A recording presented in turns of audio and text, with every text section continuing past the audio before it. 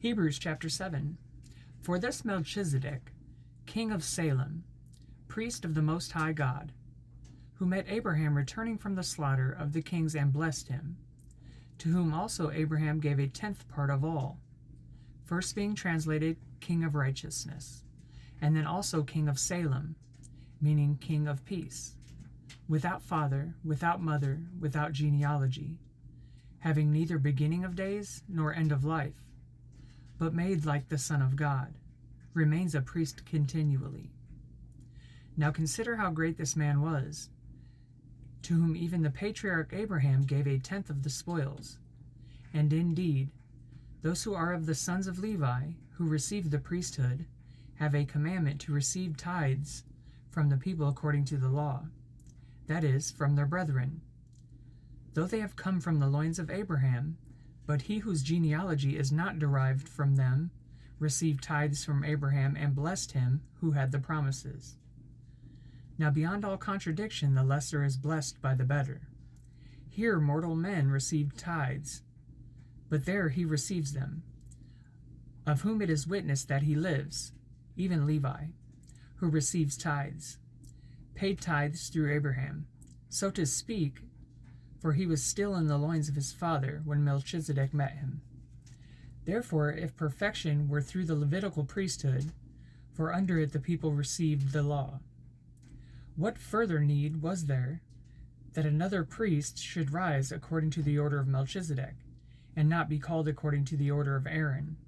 For the priesthood being changed, of necessity, there is also a change of the law. For he of whom these things are spoken belongs to another tribe, from which no man has officiated at the altar. For it is evident that our Lord arose from Judah, of which tribe Moses spoke nothing concerning priesthood, and it is yet far more evident if, in the likeness of Melchizedek, there arises another priest who has come, not according to the law of a fleshly commandment, but according to the power of an endless life. For he testifies, "You are a priest forever, according to the order of Melchizedek." For on the one hand, there is an annulling of the former commandment because of its weakness and unprofitableness. For the law made nothing perfect. On the other hand, there is the bringing in of a better hope, through which we draw near to God.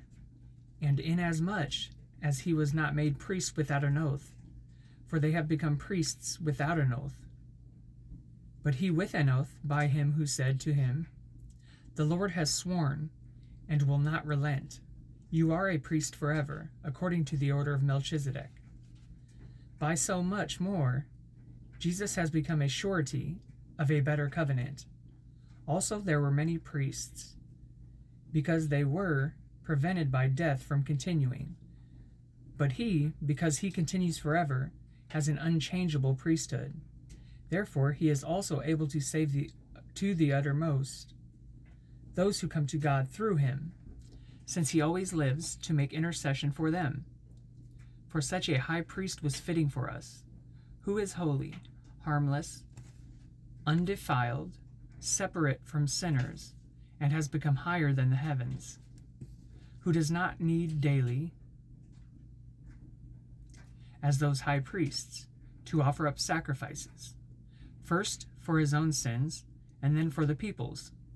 For this he did once for all when he offered up himself. For the law appoints as high priests men who have weakness, but the word of the oath, which came after the law, appoints the Son, who has been perfected forever.